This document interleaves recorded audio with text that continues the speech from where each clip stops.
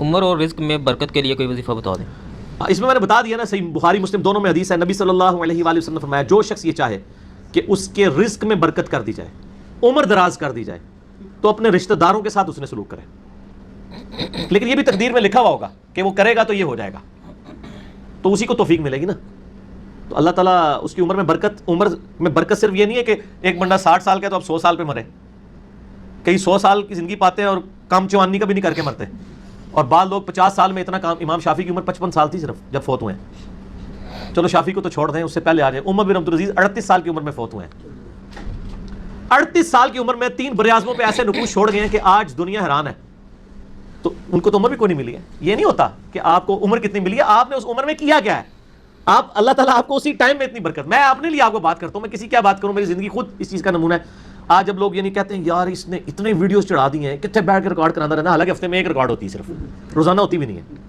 لیکن کنسسٹنسی کے ساتھ، اللہ کی مدد کے ساتھ آپ اگر یہ کام لے کے چلتے رہیں تو slow and steady wins the race. تو آج چیزیں آپ دیکھ لیں، ہزاروں کی تعداد میں آپ کے سامنے. اور یہ حالات اللہ تعالیٰ فیوریبل کرتا ہے. میں یقین کریں، میں اپنے بھائیوں کو کہتا ہوں، میں جب بھی درس، ابھی آج کا درس میں نے کرنا تھا نا، وہ ہندو کا جواب دینا تھا، تو میں نے پورے ہفتے سے دعائیں شروع کی ہوئی تھیں، اللہ زندگی دے دیں، حالات فیوریبل ہو جائیں، ٹرانسفارمر بھی نہ اڑے ہمارا، جنریٹر بھی چلتا رہے، سارے معاملات چلتے رہے، اور فرحان بھائی بھی ٹائم پہ آ جائیں، ٹھیک ہو گیا جی، کالر مائک بھی چل جائے، کیمرے کی بھی بیٹری چارج ہو، ساری چیزیں. یہ میں جو چیزیں میرے اختیار ہوں کر کے، یا اللہ تو نے کروانی ریکارڈنگ، میں تو کچھ بھی نہیں. ٹھیک ہے، اپنے پورے ریسورسز مینیج کر کے بھی اللہ پہ نظر ہوتی ہے. حالانکہ میرے دوستوں کو پتہ ہے میں کتنا وہمی ہوں. میرے آفس میں بھی نا، جب سب سے مشکل کوئی ٹاسک میرے والے کیا جاتا ہے اور وہ ہمارے باس کہتے ہیں یار اس کو دے کے تو بھول جاؤ، پھر وہ کام کر کے آپ کو بتائے گا. تو کیوں میں وہم، جس کام میں ہاتھ ڈالتا ہوں نا، میں دنیاوی اعتبار سے ہر چیز اس کے حوالے سے مینیج کرتا ہوں، لیکن ساتھ مسبب الاسباب پہ نظر ہوتی ہے کہ یا اللہ یہ جو کچھ میں کر رہا ہوں نا، یہ تو میں اسباب کر رہا ہوں نا. میرے ساتھ کوئی بھی پرابلم ہو سکتا ہے، کسی کے ساتھ کوئی این ٹائم، یعنی اس کے اوپر فیملی کے اوپر کوئی ایسا ایشو آ سکتا ہے کہ درس کینسل کرنا پڑ جائے. ہو سکتا ہے نا. جس طرح ایک بار یعنی اچانک جو ہے وہ، یعنی ہمارا درس کینسل ہو گیا تھا، عثمان بھائی کی والدہ فوت ہو گئی تھی، ہمیں اپنا درس کینسل کرنا پڑا، ایگزیکٹ اسی دن ہی ہو گیا اس طرح. تو وہ حالانکہ میرا 10 پورا تیار، مسئلہ 41 اس دن ریکارڈ ہونا تھا. کئی سال پہلے کی بات، کس سال کی بات ہے یہ؟ 5 سال پہلے کی بات ہے. تو اپنا ہر چیز مینیج کی تھی، لیکن اینڈ ٹائم پہ کوئی مسئلہ کھڑا ہو گیا. میرے اپنے بھی کئی کلوز ریلیٹیو فوت ہوئے ہیں، لیکن اللہ کا شکر ہے اتوار مطلب وہ درس سے 1-2 دن آگے پیچھے ہی ہوئے ہیں. تو اللہ تعالیٰ نے یعنی معاملات کو سیٹل کر دیا. یہ ساری چیزیں سر فیوریبل ہونا. پھر تو یہ وہ سوال کی طرف ہوں کہ رشتہ داروں سے اس نے سلوک کریں، اللہ تعالیٰ رزق میں اضافہ کرے گا، عمر میں اضافہ کر دے گا، یعنی برکت ڈال دے گا، تھوڑی چیز بھی کفایت کر دے گی. ابو داؤد میں ایک حدیث ہے، ایک صحابی کہتے ہیں میری ماں فوت ہوگی، فرمایا اپنی خالہ کے ساتھ اس نے سلوک کر. ٹھیک ہو گیا. تو یہ رزق کے بڑھنے کا ذریعہ. باقی دعا تو ایک ہی ہے، اللہم ربنا آتنا فی الدنیا حسنہ وفی الآخرۃ حسنۃ وقنا عذاب النار. یہ دنیا کے ہر کام کے لیے دعا ہے، رزق کی برکت کے لیے، اولاد کے لیے، اولاد کے اچھے مستقبل کے لیے، لڑائی جھگڑا ختم کرنے، دنیا کی ہر چیز اس میں داخل ہے. کیوں؟ ربنا آتنا فی الدنیا حسنہ، دنیا میں ہر چیز حسنہ عطا کرتے بہتر، اور آخرت کی ہر چیز داخل ہے. وفی الآخرۃ حسنہ، آخرت میں قبر بھی شامل ہے، میدان حشر بھی، میدان عدل بھی. یہ وقنا عذاب القبر، وقنا عذاب الحشر یہ کہنے کی ضرورت نہیں ہے. بخاری مسلم میں حدیث ہے جو مر گیا اس کی قیامت قائم ہوگی، وہ آخرت میں داخل ہو گیا. اس میں سب کچھ ہے. اس میں ایک صحیح مسلم کی حدیث میں بتا دیتا ہوں. ایک صحابی تھے، بیماری کی وجہ سے اتنے کمزور ہو گئے کہ چڑیا کی طرح ان کا جسم ہو گیا. یہ آپ کو دعا والے چیپٹر میں مشکات میں دوسری جلد میں بھی یہ حدیث مل جائے گی، صحیح مسلم کی. نبی صلی اللہ علیہ وآلہ وسلم عیادت کے لیے آئے. آپ نے حالت دیکھی، آپ نے فرمایا وہ تو اللہ سے کیا مانگتا ہے؟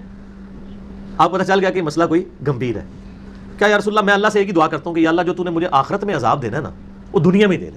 نعوذ باللہ من ذلک، اللہم اجرنا من النار. نبی صلی اللہ علیہ وسلم نے فرمایا سبحان اللہ، اللہ پاک ہے غلطیوں سے. اس کا مطلب یہ ہوتا ہے یہ انسان ہی غلطیاں کرتا ہے. وہ تو اللہ سے یہ چیز مانگ رہا ہے، اور تیرے اندر ہمت ہے کہ تو آخرت کیا دنیا کا بھی اللہ کا عذاب برداشت کر سکے. اور تجھے تو چاہیے تھا تو دعا کرتا اللہم ربنا آتنا فی الدنیا حسنہ وفی الآخرۃ حسنۃ وقنا عذاب النار. وہ دنیا اور آخرت میں، یہ فنیٹک وہ صوفیہ والا کنسیپٹ نہیں. ٹھیک ہے، دنیا میں گگڑے بن کے رہو اور اس طریقے سے جوئیں بھی ڈلی رہے اور کپڑے بھی اتارے رکھو اور پہنچے ہوئے بزرگ، یہ پتہ لگا کتنے پہنچے نا. ٹھیک ہے. تو وہ صحابہ کہتے ہیں جب انہوں نے یہ دعا کی نا تو چند ہی دنوں میں وہ اس طرح صحیح ہو گیا جیسے مردہ زندہ ہو جاتا ہے اس دعا کرنے کی برکت سے. دنیا کی ہر بھلائی، کیوں بندہ نے پیپروں میں پاس ہونا یہ دعا کرے، لیکن صرف دعا نہیں، کوشش بھی کرے گا، کوشش کے بعد دعا کرے، دونوں چیزیں پیرلل میں. کوئی شخص اپنے اوپر خود تقدیر غالب کروا دے نا، پھر دعا کچھ نہیں کرتی ہے.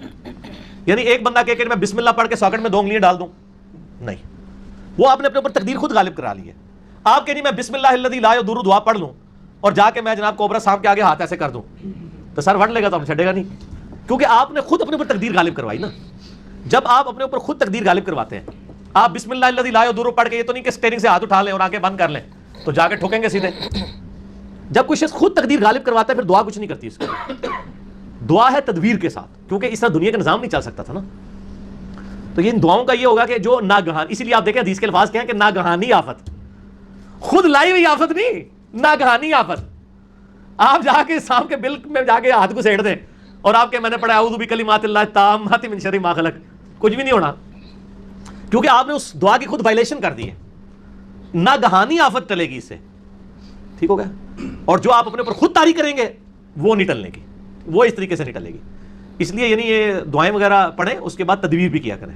ویسے ہم باقی معاملات میں کرتے ہیں، کسی شخص نے صرف دعا پڑھ کے اپنا پیٹ نہیں بھرا، نہ پیاس بجھائی ہے، ہمیشہ کھانا بھی کھاتے ہیں پانی بھی پیتے ہیں، وہ ان کو کہتے ہیں اسباب بھی ساتھ رکھنے ہیں. ٹھیک ہو گیا جی. ہاں جی.